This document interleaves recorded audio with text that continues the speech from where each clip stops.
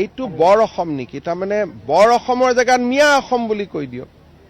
বৰ অসম আৰু মিয়া অসমৰ মাজত ডিফাৰেন্সটো গৌৰৱ গগৈ বুজি পায় নাই নাজানো মই। শিৱসাগৰ যদি ধুবুৰী হয় তেতিয়াহ'লে বৰ অসম নহয়, সেইখন মিয়া অসম হ'ব। গতিকে এই কথাবিলাকতে আমাৰ আপত্তি যে কংগ্ৰেছে যি ধৰণে মিয়াৰ ওচৰত আত্মসমৰ্পণ কৰিছে, সি অসমীয়া জাতিসত্তাৰ প্ৰতি এটা ভাবুকি আনি দিছে। আৰু কংগ্ৰেছৰ যদি অসমত তেওঁলোকে আৰু এবাৰ শাসনলৈ আহে, গোটেই মিয়াই অসমখন লুটি পুটি খাব, একো বাকী নথব। এইটো বৰ অসম নেকি? তাৰমানে বৰ অসমৰ জেগাত মিয়া অসম বুলি কৈ দিয়ক। বৰ অসম আৰু মিয়া অসমৰ মাজত ডিফাৰেন্সটো গৌৰৱ গগৈ বুজি পায় নাই নাজানো মই। শিৱসাগৰ যদি ধুবুৰী হয় তেতিয়াহ'লে বৰ অসম নহয়, সেইখন মিয়া অসম হ'ব। গতিকে এই কথাবিলাকতে আমাৰ আপত্তি যে কংগ্ৰেছে যি ধৰণে মিয়াৰ ওচৰত আত্মসমৰ্পণ কৰিছে, সি অসমীয়া জাতিসত্তাৰ প্ৰতি এটা ভাবুকি আনি দিছে। আৰু কংগ্ৰেছৰ যদি অসমত তেওঁলোকে আৰু এবাৰ শাসনলৈ আহে, গোটেই মিয়াই অসমখন লুটি পুটি খাব, একো বাকী নথব। এইটো বৰ অসম নেকি? তাৰমানে বৰ অসমৰ জেগাত মিয়া অসম বুলি কৈ দিয়ক।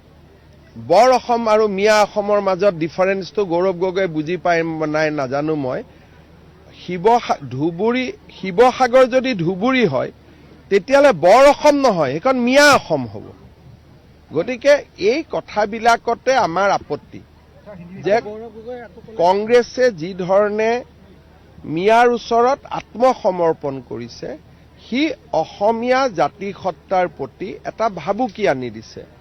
আৰু কংগ্ৰেছৰ যদি অসমত তেওঁলোকে আৰু এবাৰ শাসনলৈ আহে, গোটেই মিয়াই অসমখন লুটি পুটি খাব, একো বাকী নথব। এইটো বৰ অসম নেকি? তাৰমানে বৰ অসমৰ জেগাত মিয়া অসম বুলি কৈ দিয়ক। বৰ অসম আৰু মিয়া অসমৰ মাজত ডিফাৰেন্সটো গৌৰৱ গগৈ বুজি পায় নাই নাজানো মই। শিৱসাগৰ যদি ধুবুৰী হয় তেতিয়াহ'লে বৰ অসম নহয়, সেইখন মিয়া অসম হ'ব। গতিকে এই কথাবিলাকতে আমাৰ আপত্তি যে কংগ্ৰেছে যি ধৰণে মিয়াৰ ওচৰত আত্মসমৰ্পণ কৰিছে, সি অসমীয়া জাতিসত্তাৰ প্ৰতি এটা ভাবুকি আনি দিছে। আৰু কংগ্ৰেছৰ যদি অসমত তেওঁলোকে আৰু এবাৰ শাসনলৈ আহে, গোটেই মিয়াই অসমখন লুটি পুটি খাব, একো বাকী নথব। এইটো বৰ অসম নেকি? তাৰমানে বৰ অসমৰ জেগাত মিয়া অসম বুলি কৈ দিয়ক। বৰ অসম আৰু মিয়া অসমৰ মাজত ডিফাৰেন্সটো গৌৰৱ গগৈ বুজি পায় নাই নাজানো মই। শিৱসাগৰ যদি ধুবুৰী হয় তেতিয়াহ'লে বৰ অসম নহয়, সেইখন মিয়া অসম হ'ব।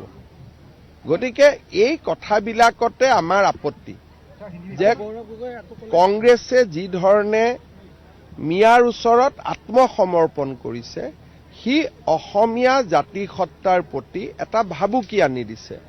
আৰু কংগ্ৰেছৰ যদি অসমত তেওঁলোকে আৰু এবাৰ শাসনলৈ আহে, গোটেই মিয়াই অসমখন লুটি পুটি খাব, একো বাকী নথব।